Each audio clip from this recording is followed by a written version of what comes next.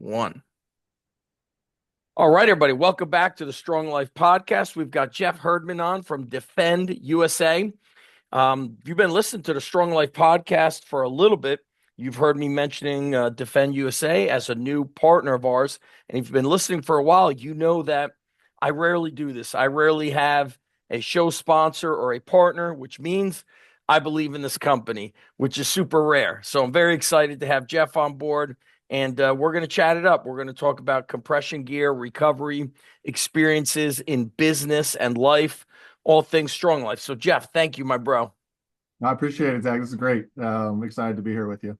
Yeah, so I this is my office with the brick background, but if I flip it, I've got the big whiteboard. So what are you a big Got whiteboard guy here? I could the tell. whiteboard. So, hey, I say my full-time job is actually a basketball coach. Uh-huh. I do for fun. But so I've got whiteboards all over the place. This whiteboard behind me is about product and defend and just things we got going on.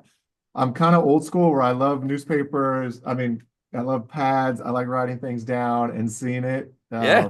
Like anytime I put something in my cell phone, I can't find it. So I like I'm visual with that stuff.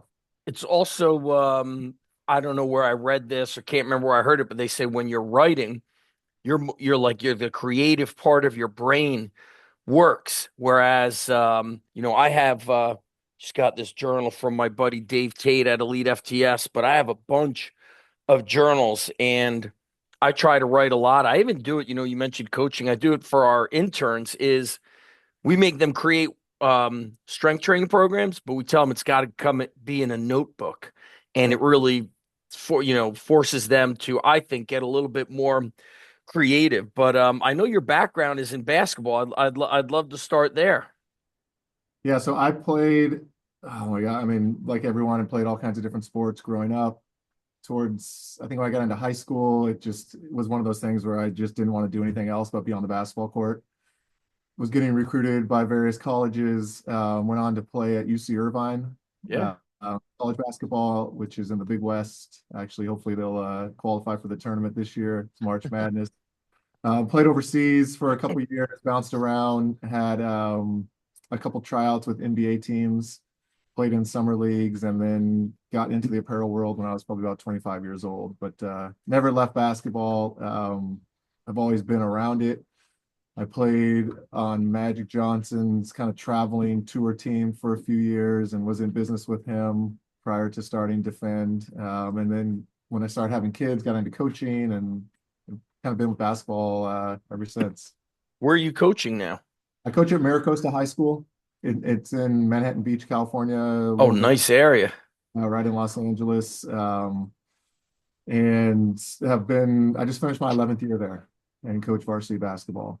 Very So, interesting. yeah. I'm in a little beach town here, and our basketball team is really good, and they're having a rematch tomorrow.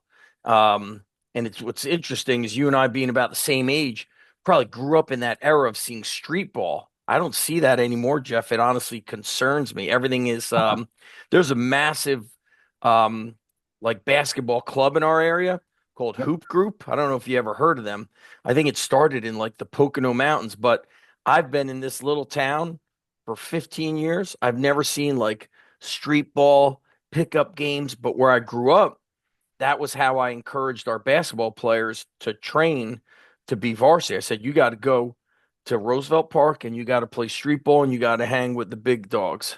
It's true. And part of my past life, I was with a company called And One. Yeah. Oh my God. And so I helped, was with them from the beginning, ran the West Coast sales for And One. So was part of the whole mixtape, the whole street ball. Street ball.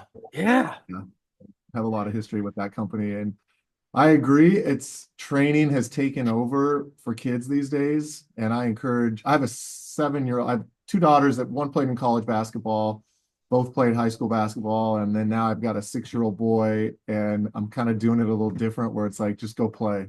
Like, Yep. worry about the training letter, go play, go play, go play, and have fun. But it does seem like kids today want to train more than they want to actually just go play whatever sport it is. Yeah. Um, It's that's crazy that you were part of and one.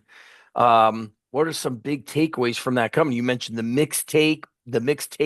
That was all like street ball stuff. I mean, Well, hustler basketball. Isn't that what Jeff, like you and I are around about the same age. So what was the movie with Nick Nolte? Blue Chips? oh, blue chips. Yeah. Yep. You had Blue Chips, and then there was another movie that was filmed out on the West Coast. My buddy was training Woody Harrelson. Is that his name? Yeah. White Men Can't Jump? I man can't jump. Yep. Dude, so give Uh-huh. us some takeaways from and one because that street basketball is It's kind of a influence of underground strength, the street style, no rules training. Yeah. So working for M1 was great. It was, I mean, as a so-called real basketball player, not street ball, it's, they can do a lot of things that guys just can't do with the crazy, through the legs, behind the back, showmanship, but it took Yep. off. And we actually, and one had a great office. It was in Philadelphia. And we used to go back there and they had a court set up, at the office. It was really cool. You would have loved it. They had a weight room, overlooked the gym. So I think every employee was a prerequisite. They had to be an ex-basketball player. And I think we all thought we were still players when we were there. Yeah. So we had a lot of fun though. And some of those guys on the mixtape tour used to come back and play. And the sales meetings, I think we spent half the time playing basketball. So it was a blast. What do you think of like lessons learned from business, from that style of business? And is and one still like going strong, or what did you pick up from working for them? Yeah, so I'll back up a little bit. When I got done playing basketball, or when I stopped playing basketball, I worked for a company called Starter, which did the old Starter jackets. We were on the sidelines of every Major League Football team and Did it have the basketball, star on it? Yes. exactly, from New Haven, Connecticut. And so that was a huge corporate company. They were a publicly traded company. After Starter, I went to And One, which was more of an entrepreneurial. It was started by four guys from the Philly area. And even when I was there, it was still that entrepreneurial attitude and just kind of put your head down, work hard.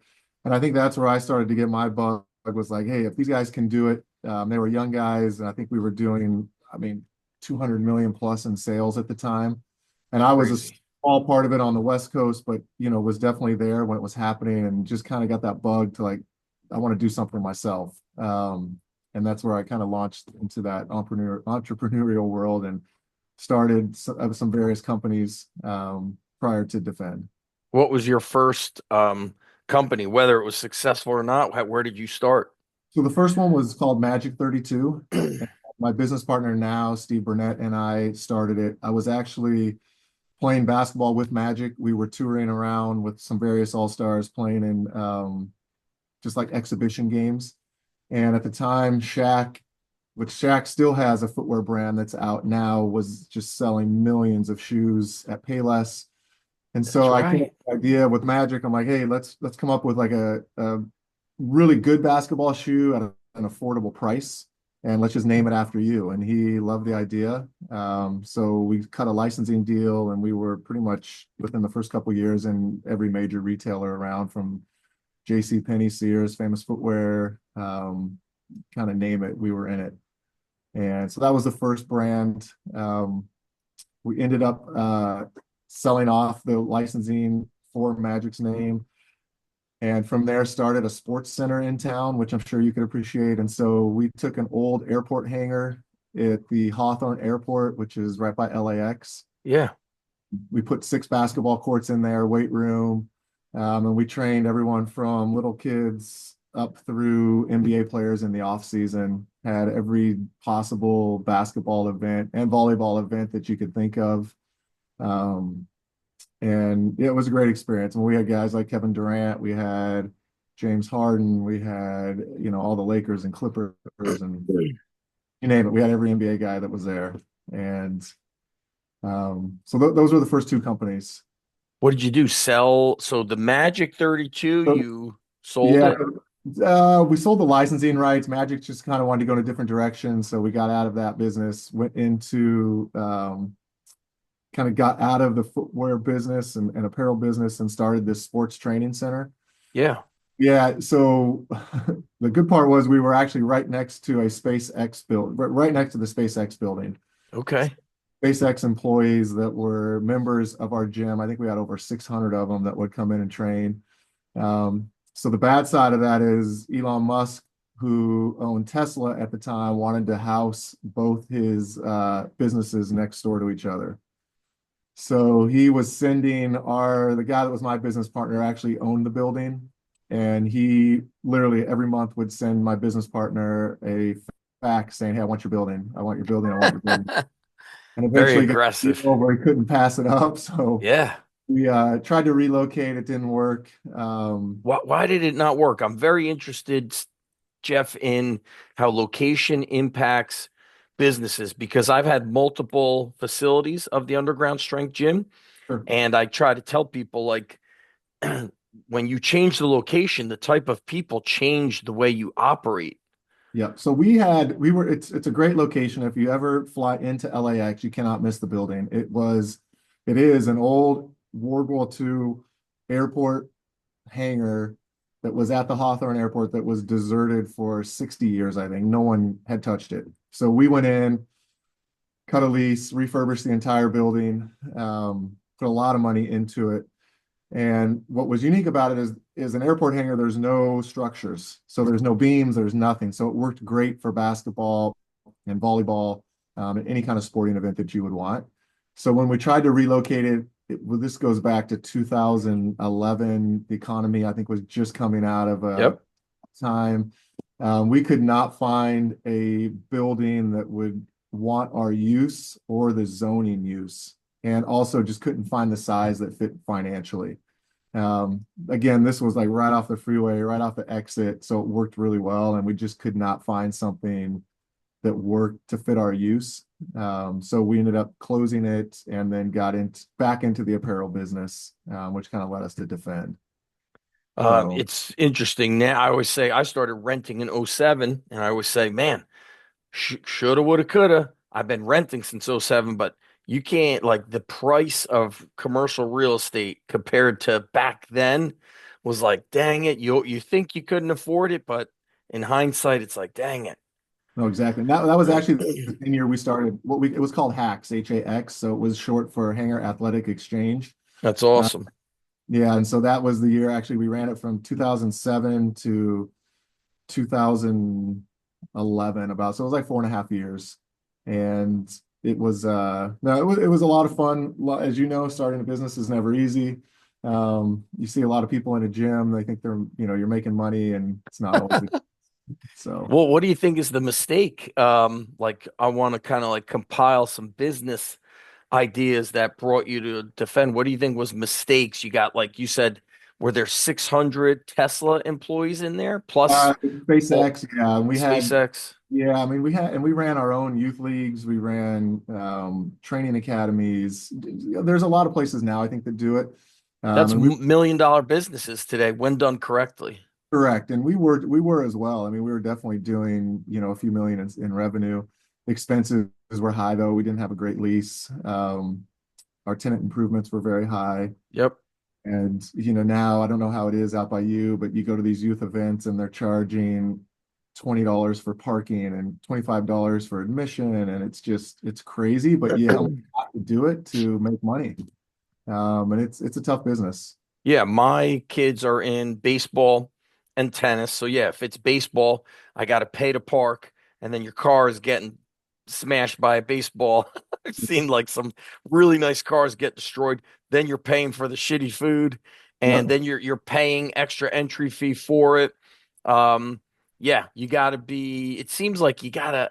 I mean, if you could get the right lease, I'm looking at baseball, teams.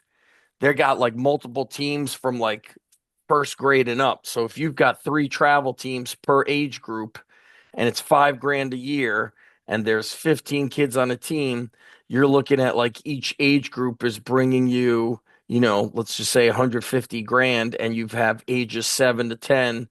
That's 10, 11 years. You're looking at $1.5 million from like an A, B, and C team. Who knows that? And then you're doing privates and all the other stuff.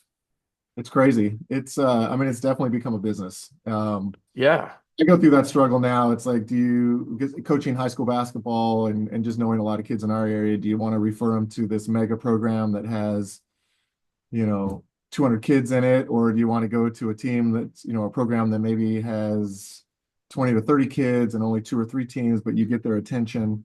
And especially as you're getting older and you're trying to get a scholarship or go on to play at the next level, and you're a director, you can only help so many kids and you can only refer so many kids to colleges. So, um, yeah, I guess if I had to, it's up to obviously the kid in the situation, but it's tough going to these money making programs, at least in my opinion, to get the training and the attention that you really need. Yeah, sports, all these travel sports, Jeff, in my opinion, it's like I say, man, they're pretty heartbreaking because, I put a lot of pressure on myself and my team. Hey, this is somebody's kid and Yeah. we got to take care of them. And so if we start getting a lot of like trials and like introductory athletes, we put a freeze on the membership. And of course, it's great to say, but then they could leave and go somewhere else. Hey, Yep. listen, I need 2 to 4 weeks. We just got like four, five, six new athletes. And the more new athletes we get, gets hard to really keep an eye on everybody. And everybody knows those first 2 to 4 weeks is like a lot of one-on-one attention. So, speaking of sports, that's what's going to bring me to defend, which is what's really interesting is so a mutual friend of ours reached out to me, Troll, and really broke down everything you guys, do with your compression gear and recovery gear.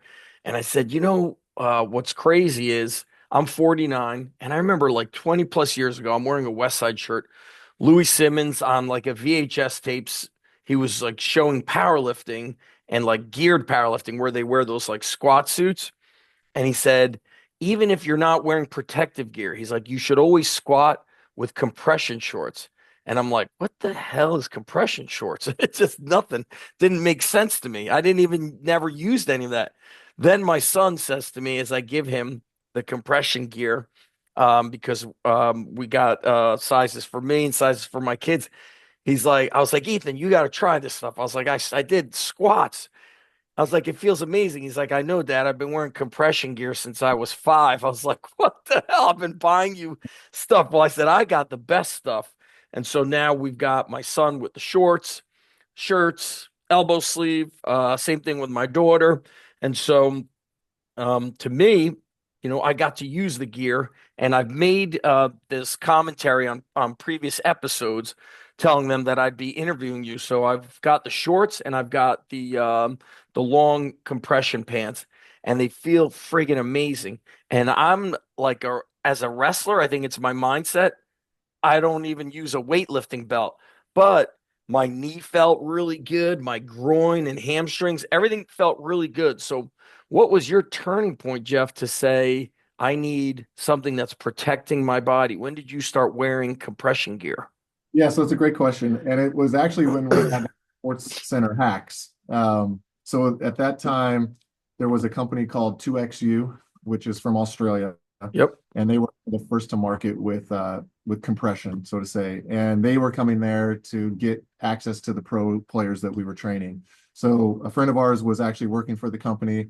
When we closed hacks, my business partner and I went and worked for 2XU. And we ran the sales for them for probably 4 years. And at the time, I was the same way. I hated compression. Like I hated anything that was tight on my body. And this goes back 15 years ago. Yep. I started working for 2XU, put on a pair of compression, and it literally changed my life. I was like, holy shit, this is what I've been missing. At the time, it was when you would start to see NBA players wearing compression under their uniforms. Yep. I think the first guy wearing it was Dwayne Wade or even Allen Iverson. And they would wear it, and everyone thought it was like a fashion statement or it was covering up tattoos or whatever it was. But there was a purpose to, and there is a purpose to compression. So I've been a huge fan of it for almost 15 years. I have personal experience. I had hip replacement surgery, I think 14 years ago, and I wore compression tights for the recovery. And of course, surgeons who I think are very confident in their abilities were like, I've never seen the recovery so fast and the bruising, such little bruising with a hip replacement. And I was crediting it to, of course, compression. They were thinking it was their surgery, but it was definitely the compression. And I had a second one, and the different doctor said the same thing, and I had my compression on then, and had the same results. But what makes our compression different is it's circular knit. So we have a proprietary fabric that we make here in Los Angeles. So everything we make is made in the States, so it's all made in the USA. So if you've ever put on a compression sock, which you can use for flying, or I know you recently, or if you've ever had surgery and you wake up with a compression sock on, they put that on because it's graduated and it's circular knit and it increases blood flow. We take the same concept with our compression. It's circular knit and it's graduated, which will help promote blood flow. So it's going to contain your muscles, it's going to increase that blood flow, and it's going to reduce your soreness or improve your posture. And we've got design patents on our shirts and our tights. And they literally are life-changing. Like if you put them on a couple times, anytime you train, run, work out, you're going to feel naked without those on. Mm. So it's product that works. It's our best marketing vehicle is just try the product. We do like 90-day guarantees. So if you try it on and you don't like it, you can return it. But it definitely speaks for itself. We currently sell to, when we started Defend, we immediately, which was our launching pad, and our focus was the U.S. military. Yep. The U.S. military is almost 30% undeployable right now because of musculoskeletal injuries. And our compression has helped reduce that number significantly within the military population. So we are written into the uniform policy for the Navy SEALs and Coronado. We work with 3rd Special Forces Group, 1st Special Forces Group in the Army, with Marine Recons. I mean, we work with the Air Force, literally every branch of the U.S. military we work with. And they're seeing the benefits of training and recovering in compression. What I'm going to back up for you a little bit. When you had the hip surgery, what did you wear? The long compression I actually, pants? to start off, I wore the leg sleeves. So the compression leg sleeves and the compression recovery tights. Okay. Once I got all my bandages off and everything, I would wear the tights. But Yep. the first day after surgery, I had on those leg sleeves. Which And it's goes mid thigh to mid calf, kind of. just right underneath your groin, basically. Yep. Okay. And what it's doing is it's just flushing the blood. They call it venous return, where it's pushing that blood up to your heart and flushing it back down. And it's just keeping that circulation going. So it's going to reduce the soreness and the swelling. And it made a huge difference. When I've had 4 knee surgeries on my right knee, but my Mm. last knee surgery was a full meniscus repair, and I got a blood clot. Oh, geez. And it's interesting. They didn't send me home with any compression, anything. It was just like, hey, we'll see you tomorrow at PT. And I don't know if I probably should have had compression gear on, but they say like that blood clot after surgery is like it's like not even a 1% chance, but you could die from it. Oh, yeah, definitely. And that's why, like, 100% should have at least given you socks to wear. Hmm. Compression socks will do. Where you ever see people are wearing the socks that go up over their calf right below the knee? Yep. Reason for that may not look great, but those are compression socks, and those are doing the same concept where that's basically increasing that blood circulation for you. And we have a full line of socks that do that. I mean, it's almost mandatory that you should wear those when you're flying for the same reason, especially long flights. Most of the NBA teams that we sell to and the NFL teams require their players to wear compression socks or our recovery tights on the airplane trips. Why? Because there's no blood flow when you're sitting with your leg and you're Exactly. like cutting off circulation sitting. Yep. So you'll get off that plane and you'll feel refreshed and you'll feel way better when you're wearing when you're wearing some type of compression sock or tight when you're flying. Yeah. Have you gotten connected with like when I was at Rutgers, that was the Big Ten. There was quite a bit Yep. of flying. Are you working with those any Uh, college uh, teams? we sell to over 200 Division I sports teams, and that's everything from baseball, basketball, football, volleyball, soccer.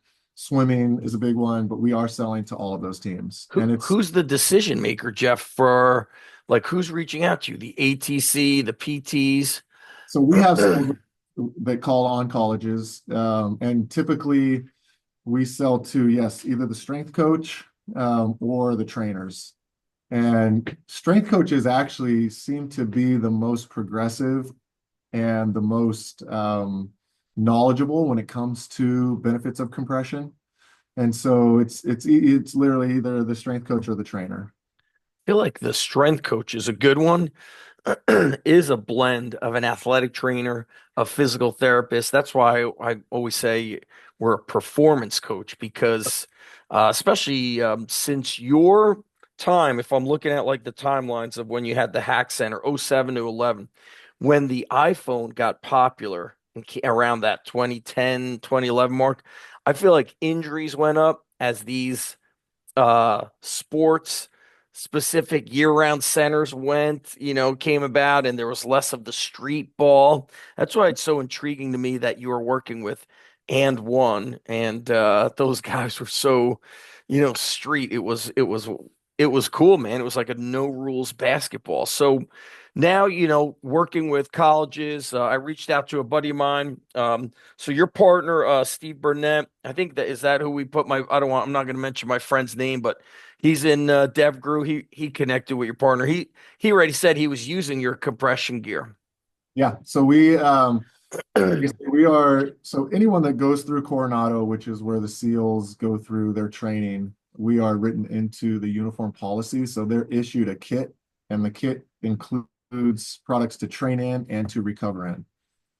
So your friend obviously is I'm sure been down there, and then we work with specific teams as well on the East Coast and the West Coast that just buy product individually for each team. Well, he had mentioned like testing like some of your product that had like infrared in it. Yeah, so we recently launched a sleepwear line. Yeah.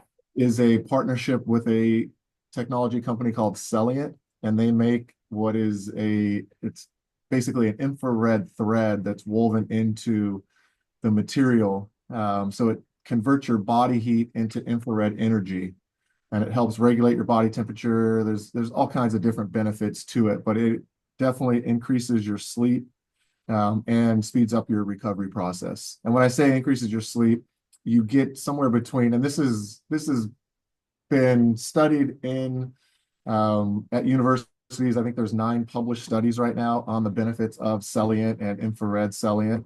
How do you Um, spell that? Salient. Celliant Okay.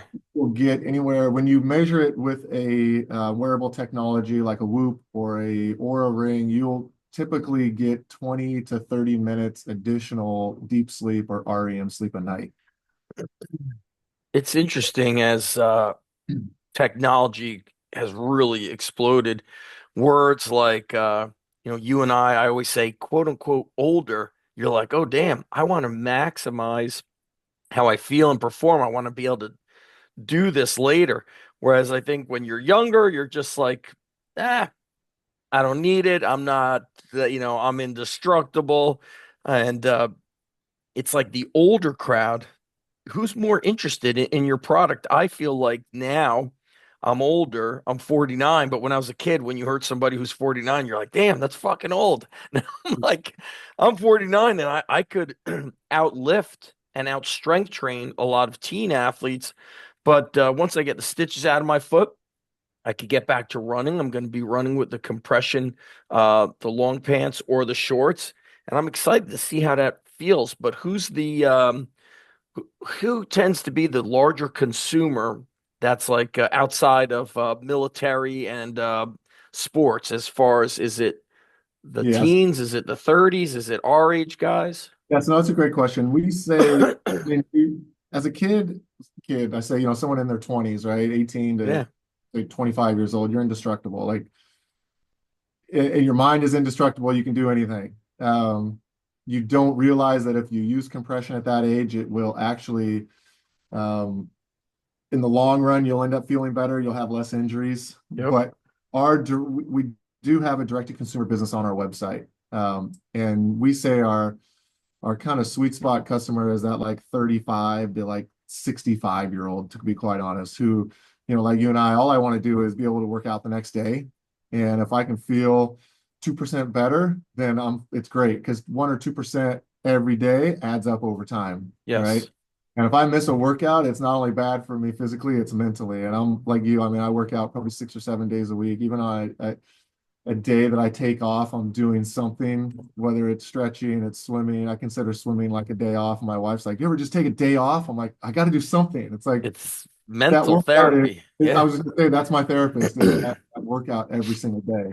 At 5:30 this morning, it was raining here, and I'm on the beach with my dog running 4.5 miles. Not fast, but it's Yeah. like if I didn't sleep in my compression tights, I wouldn't be able to do it the next day. It's just gonna ask you that. So when you were sleeping, you didn't sleep in like the loose fitting stuff? You were Yeah, sleeping I your typically, yeah, I'm sleeping in my either leg sleeves, which I sleep in every night, okay. and I'll put on like our sleepwear over it, um, or I'm sleeping in recovery tights, but I'm always sleeping in some type of compression, because I literally can go to bed at night. Um, there's some nights where I'm like barely walking up the stairs, like, oh damn, I'm so freaking sore today. And I'll wake up in the morning and go run 5 miles, and it's literally because of compression tights. And there's no question about it. If I did not have compression, and again, if I didn't even own Defend and it was a different compression company, I would be wearing compression tights. Yeah, you Or like you live what you're selling. You live your own company. Like same, I'm the same thing when I'm training. I'm doing my calisthenics, my carries. I'm doing the stuff that I would call it just there's a book out called Live Your Truth. And I always feel like that just makes perfect sense. It's the easiest way to do the thing you believe in. Are I guess your high school kids, are they wearing the compression gear? they definitely do. Some of them are 15-year-olds that, wear for fashion or wear for whatever, and they don't Yeah, realize that it's actually helping. But the kids definitely wear compression. very, very interesting. Yeah, the high school age. I was listening to a Jocko podcast. That's a former SEAL, and he was talking about trying to help his son in jujitsu. And he's like, his son is like 10. He's like, I've been doing jujitsu for 25 years, and I said to my son, hey, I want your hip to do like this, move it here. And he's like, that's all right, Dad, I got it. And he's like, okay. Like I've been doing jujitsu for 25 years. My son doesn't want to listen to me. And so he said, when you're training, or even like he's even talking about employees, he's like, you can't always tell them every single thing. He's like, you could give them two to three things and then give them choice. Then you do another one or two things and you give them choice. So I actually did that at my high school because I'm a strength coach at a high school, and I'm a very type A, trying to like get excellence out of everybody. And I learned that if I give them some choice and options, then they're more likely to listen. But if I'm like, hey, everybody's wearing compression gear, then it's like weird that age category, they don't want to listen. But if you tell guys our age, like, hey man, if your knees are achy, your feet are hurting, your body doesn't feel right, I'm gonna give you this compression gear, this recovery sleepwear. It's gonna help you. We lean in and we listen because we know that the feeling great, at your young years, it eventually goes away. So it's so funny the way the younger mind listens.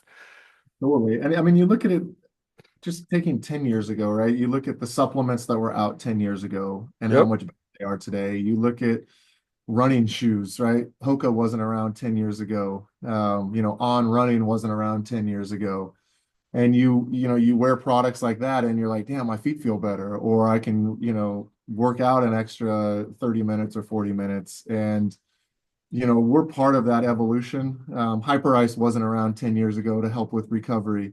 People really didn't talk about ice baths 10 years ago. And we are kind of the apparel side of that whole evolution of training products. And I feel the easiest one and the least expensive, because you literally can just put on a pair of tights. And when I say tights, you're not wearing tights out in public. I mean, you're wearing them underneath a pair of shorts, or, for guys, at least you're putting, running shorts over them or whatever it is. Yep. but we're part of that evolution where it's, you want the best products and you want what's going to make you feel better and what you want what's going to make you train better and perform better. Yeah. You made me think of my buddy Mark Bell. He's up in Northern California. You know Mark Smelly Bell? I'm very good friends with well, I shouldn't say very good friends. Chris Bell, his brother, and I Yeah. are friends. And I've met with Mark numerous times. We actually developed some product for him at one time, but he's a stud. He's big time. Yeah. Oh my God. Well, it was he when he first created the slingshot, I remember just him saying, like, hey, Zach, maybe you wouldn't get hurt as much if you were a little more open-minded to wearing some protective gear. So I had said, he had the elbow sleeves, the knee sleeves. He's like, you may not feel like you need it. He's like, but it's protecting you and it's going to give you longevity. And I've always said a big downfall to wrestlers in my age, if we grew up like believing in Dan Gable, all Dan Gable spoke about was like outwork the competition. So you felt like you had to like punish your body. And then somebody like Dan Gable had to retire from coaching at 49. I'm 49. He had coached, 20 plus years and really was the pinnacle. But really, why he retired was not because he wanted to, he had to. He had to get both hips replaced. He just destroyed his body. And so now, being that quote unquote older guy, you just want to be able to do this stuff forever because you're going running this morning and we know that that is the best form of mental health is movement, that exercise. So this might even inspire me to go back to wearing some of the gear that I've got from Smelly, which is like knee sleeves. They're thicker and I've always felt like, oh, I want to know what my body's doing. But what I really want is when I'm 70 to be able to do this stuff. Maybe not as heavy, but I want to be able to do that. I got a question for you about like caring for the product. Washing it, do you just soak it in like the sink with soap and then hang dry? What's your best You can method? wash it dry. You can beat that stuff up. I mean, honestly, Really? oh yeah, and it will not lose. So we actually have a lifetime antimicrobial built into it as well. So it will not wash out, but you can wash it, you can dry it. I mean, we always say best thing is to wash it and hang dry it, but Yep. quite honestly, you can wash it, you can dry it. You can do it every single day. I've had stuff for 3 years. The logos will wear off on it before the effectiveness of the product will wear out. That's Uh, amazing. it'll What's last forever. What's the who's kind of taking the lead with recommendations, recommended use with the special forces guys? Is there somebody in your team that's a military based So expert? we do not have actually none of us have been in the military. We have one of our sales reps' husband is in the military. We have we just hired another retired Air Force sales rep that's working for us. But as far as Steve or I, we have friends and very close friends that have been part of the military. But we looked Hmm. at it more as we consider the military to be the world's greatest athletes. They're training 95% of the time. And so we were looking at it as a way to actually help our troops and keep them healthy, just like you would any other professional athlete. Who did I put in touch with my buddy? Did I put Steve, my partner, Steve? yeah. And Okay. Um, I handle all of the inside stuff, so all of like running of um, the day-to-day operations of the company and the product development. And Steve is, to his credit, is traveling probably 300 days of the year.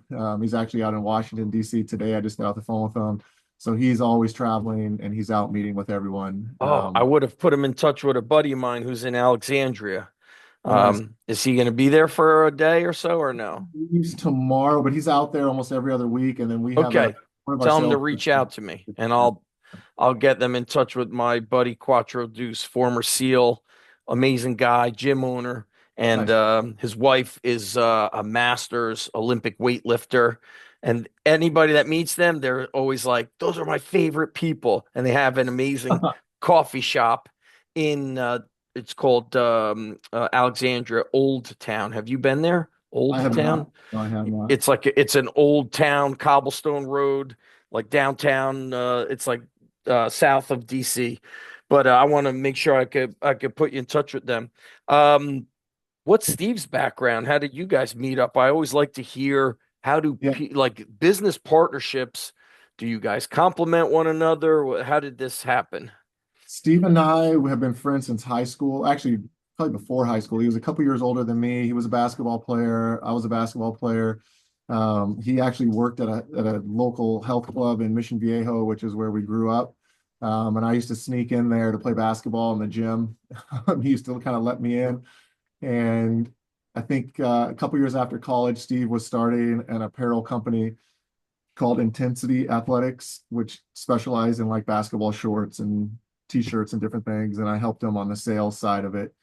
And we've been in business since then. I think I was probably 25 and he was probably 27 years old. And yeah, we've been business partners since. So we're going on almost 30 years.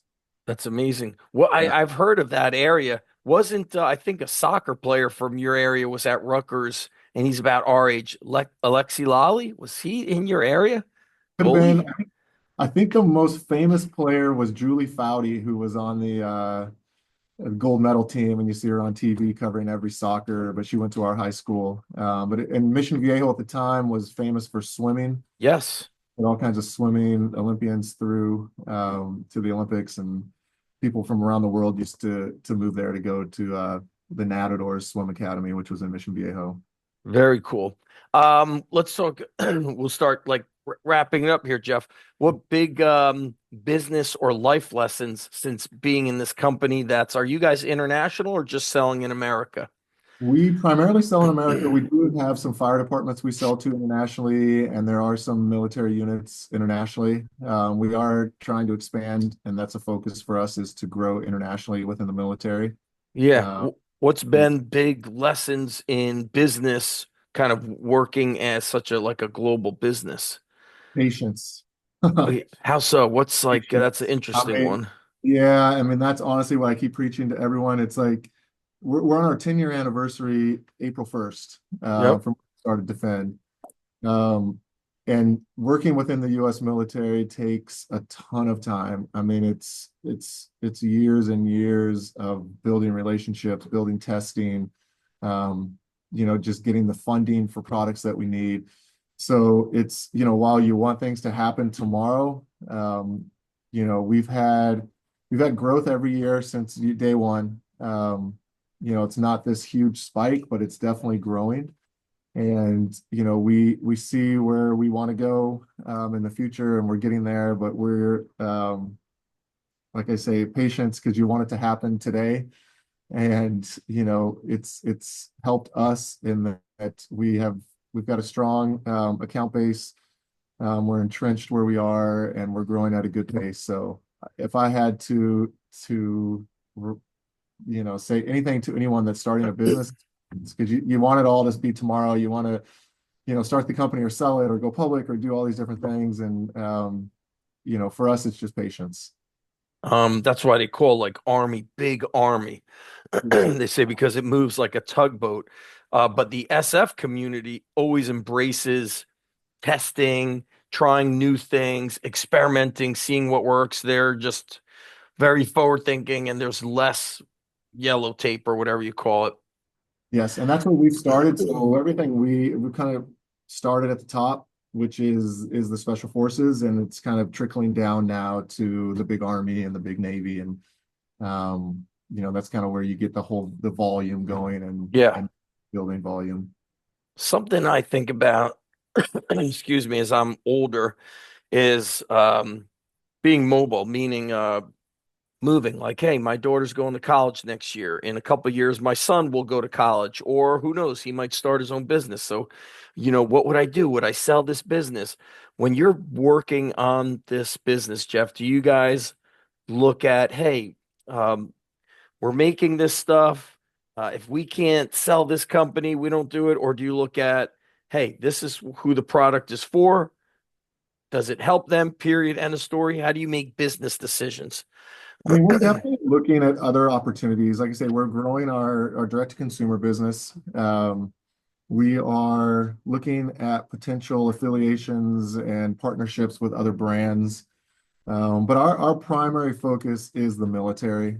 And, if we ever decide to sell Defend, someone else can look to take it and make it more of a consumer brand and try to sell it to Dick's and, REI or whoever they want to. But Yeah. for right now, our focus is the military and growing within the military.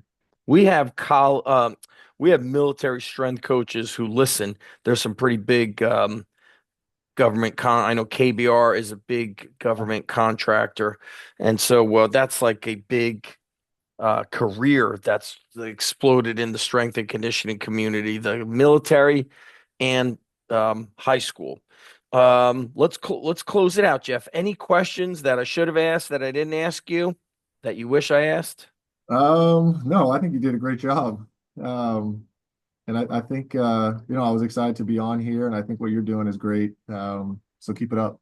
Yeah, we're excited. Do we want to share the discount code or not yet? Is that Oh, discount code definitely. ready? Yeah, yeah, go ahead. Yeah, I think the discount code is just my first name, Zach. Is it a 20% discount? That's a 2% discount. It's the that's highest a discount we get. Yes. that's a very big discount. Normally, when a company's working with you, they do like 10%, and that doesn't really like inspire people to take action. But I know this. I've had a lot of injuries. My body gets beat up because the toughest thing for me is mentally trying to like curtail. And so I feel really good I've only worn the pants, the shorts. Once I get my stitches out, I could get back to wearing the long pants. I got to be careful with that. But I've got my kids using it. So I've always said this to people.